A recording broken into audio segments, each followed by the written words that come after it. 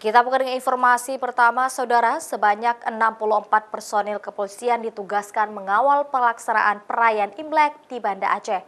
Nantinya personil ditugaskan mengawal 4 vihara yang ada di kota Banda Aceh untuk kelancaran perayaan Imlek.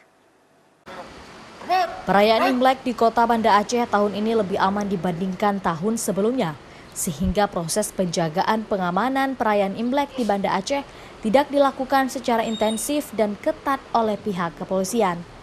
Hal tersebut diungkapkan Kapolresta Banda Aceh AKBP Trisno Rianto. Pengamanan tetap dilakukan untuk kelancaran kegiatan ibadah umat Tionghoa tersebut, namun tidak terlalu ketat seperti tahun sebelumnya. Merencanakan untuk mengamankan semua kegiatan yang ada di 4 vihara tersebut. Untuk kegiatan mulai nanti malam, kita melaksanakan apel gelar pasukan. Ya, kita libatkan kurang lebih 64 personil untuk mengamankan di 4 gereja tersebut. Mensterilkan tempat tersebut tetap kita lakukan, tapi tidak terlalu ketat. Saya kira kita sudah bisa melihat kondisi di Banda Aceh kan juga aman, dan kita sudah komunikasi juga dengan pihak wihara untuk pelaksanaan kegiatan tersebut.